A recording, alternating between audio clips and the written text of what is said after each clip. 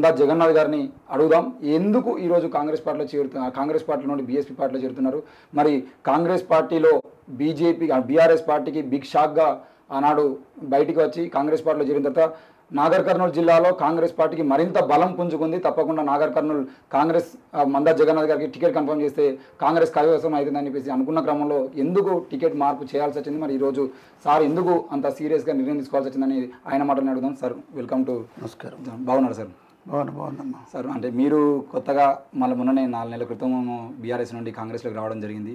దాదాపుగా మీకే కన్ఫర్మ్ అనుకున్నటువంటి సీటు అక్కడ కన్ఫర్మ్ కాకపోవడం, మీరు సడన్గా మళ్ళీ కాంగ్రెస్ నుండి బీఎస్పీ పార్టీలో పోతున్నారని వార్తలు వస్తున్నాయి. అసలు ఏం జరిగింది నాగర్ కర్నూలు సంబంధించిన విషయం?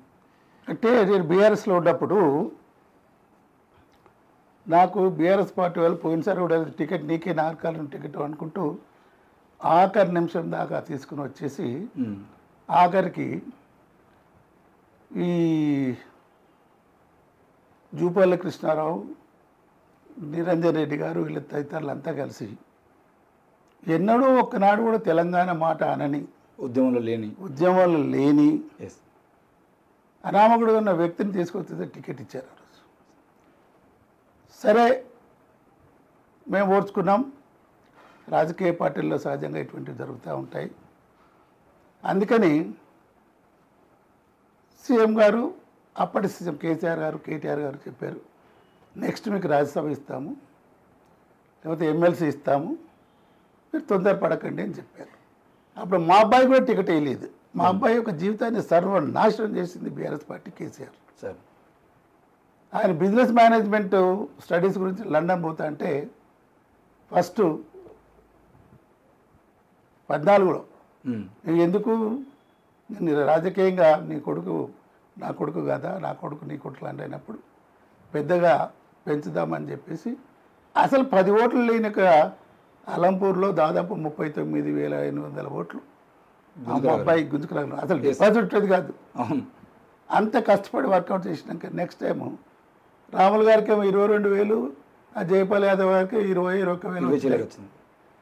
వాళ్ళకి టికెట్లు ఇచ్చారు కానీ మా అబ్బాయికి ఇవ్వలేదు. తీసుకుని వచ్చి ఎవరో అనామకుడు ఒకడు కర్నూలులో ప్రాక్టీస్ చేసుకున్న డాక్టర్ ఒక అతన్ని తీసుకుని వచ్చి లేదా అతను మా మీద రుద్ది చేస్తారే, కష్టపడ్డాం, రాములు గారు గెలిపించాం, ఈయన కూడా అబ్రాహ్మణ్ గెలిపించాం.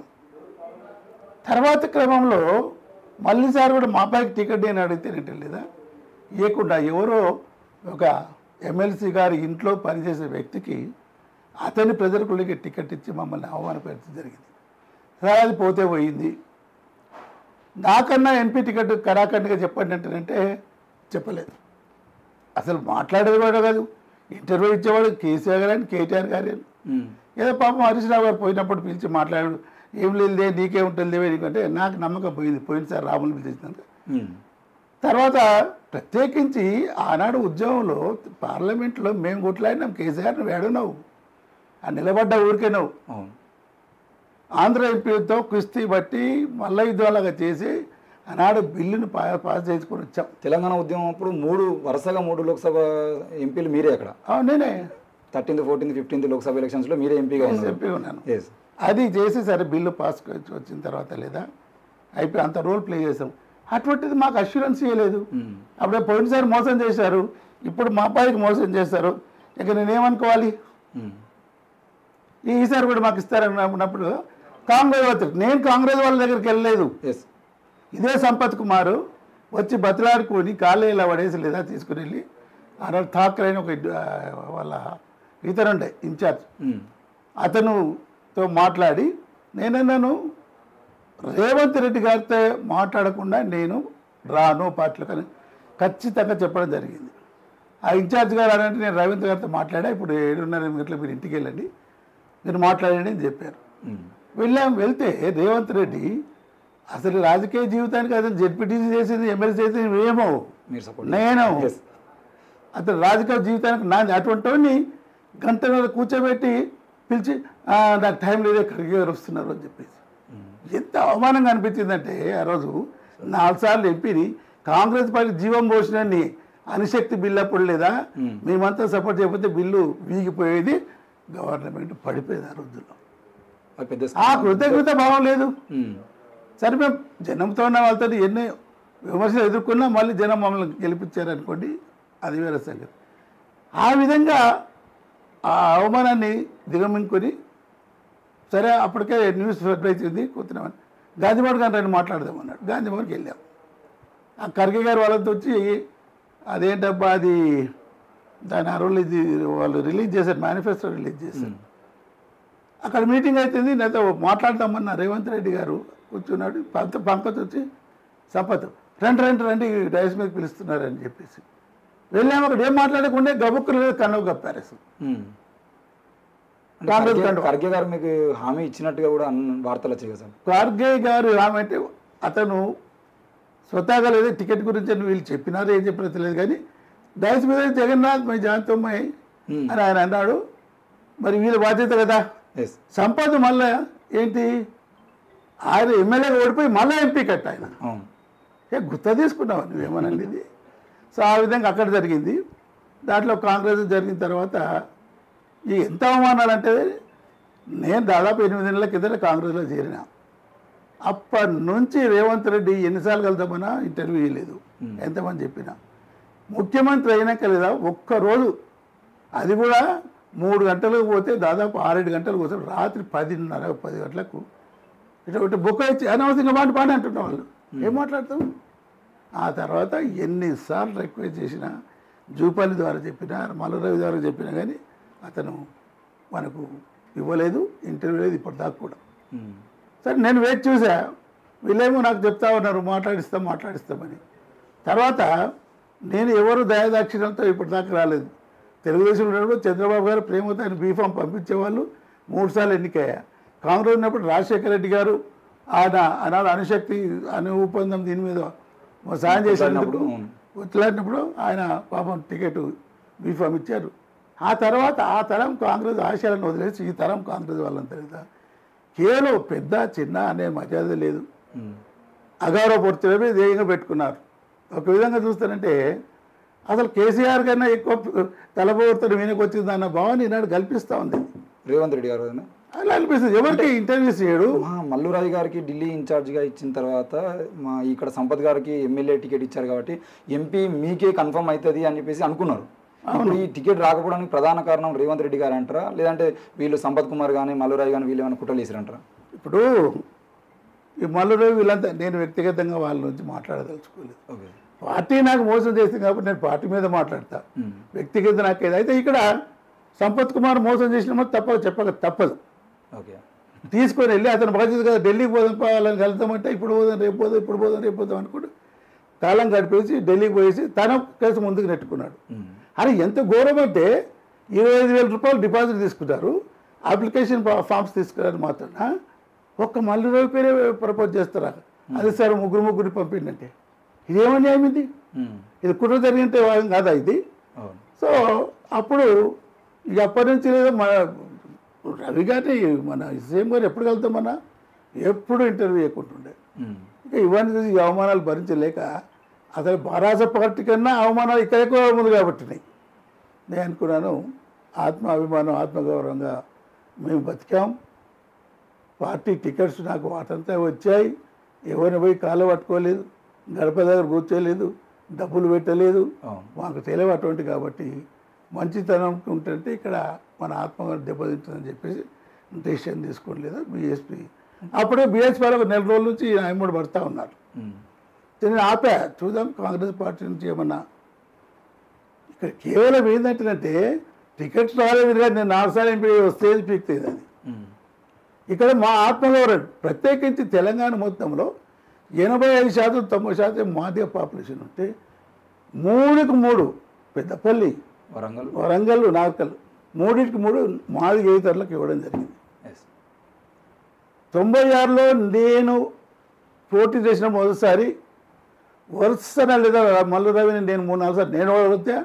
తర్వాత నందేలే వచ్చాడు, సరే సింబల్ మూలాన్ని అప్పుడు ఓడిపోయాను. తర్వాత మళ్ళా 4th గంట రాముల మీద ఓడిపోయాడు. అంటే దీని అర్థమైంది మెజారిటీ మాదిగ పాపులేషన్ ఉన్న కాన్స్టిట్యూన్సీ కాబట్టి మాదిగ అన్నట్టు వెళ్ళక అది. ఇప్పుడు నాకు వ్యక్తిగత ఏం లేదు, నువ్వు మాదిగేతర కులాలు తీసుకుంటూ పెట్టి గెలిపినంటే ఒక చరిత్ర సృష్టించారు.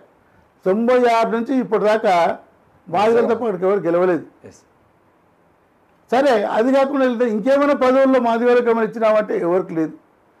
ఒక్క ఆయన ఎవరబ్బా ఎస్సీ కమిషన్ చైర్మన్ కూడా మాత్రం ఇవ్వడం జరిగింది. ఎస్సీ చేయకవి అది ఏంటమ్మా, అది ఏం పదవి, అది ఏమవుతుంది దానికి టూత్లెస్ ఏమి అది కూడా ఎస్సీలకు ఇవ్వాలి కాబట్టి ఇచ్చినట్టుగా.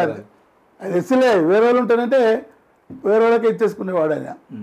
అది ఈ విధంగా జరిగింది కాబట్టి మనస్తాపం చెంది ఈ యొక్క టైంలో బీఎస్పీ సమానత్వము బాబాసాహెబ్ అంబేద్కర్ యొక్క ఆశయాలకు అనుగుణంగా ముందుకు పోతున్న పార్టీ. ఒకప్పుడు అసలు మాయావతి గారు ప్రైమ్ మినిస్టర్ అయ్యేంత బలంగా ఉండి ఇదిన వ్యక్తి 2 సార్లు 3 సార్లు యూపీలో ముఖ్యమంత్రిగా ఉండి యూపీని బాగా డెవలప్ చేసింది. ఆమె నాయకత్వంలో పనిచేయాలి. సామాజిక న్యాయం గురించి ఆత్మగౌరవం నిలుపుకోవడానికి కేసీఆర్ రేవంత్ రెడ్డి వాళ్లకు మాదిగా ఆత్మగౌరవం ఎంతో చూపించడానికి ఈ నిర్ణయం తీసుకున్నాం. ఇప్పుడు ఢిల్లీ వెళ్తున్నాను.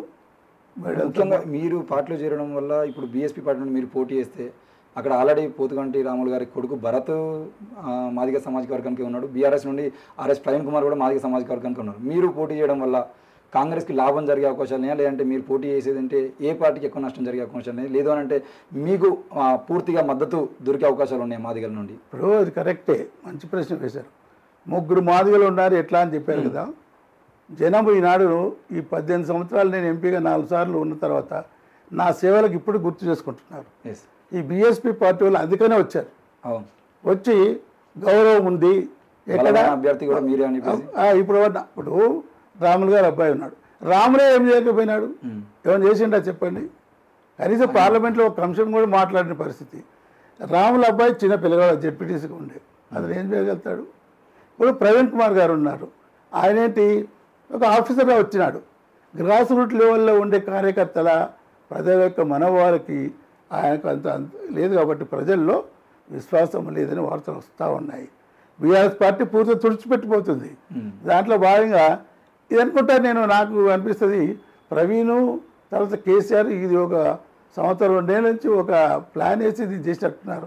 బీఎస్పీని కలుపుకోవడము, ఆ తర్వాత బీఎస్పీని అలయన్స్ని పెట్టుకొని సడన్గా ప్రవీణ్ కుమార్ వచ్చేసి దీన్ని చేయడం. నేను అనుకుంటాను దేర్ ఇస్ కాన్స్పిరసీ. ఇదని ప్రమోట్ చేయడానికి ఈ కేసీఆర్ యొక్క దృక్పథం ఏంది, నేను గట్టిగా మాట్లాడతాను, ఫైట్ చేస్తాను, పార్లమెంట్లో మేము తెలంగాణ బిల్లు పాస్ అయి కొట్లాడుతూ వేరే ఉన్నావు కేసీఆర్ గారు,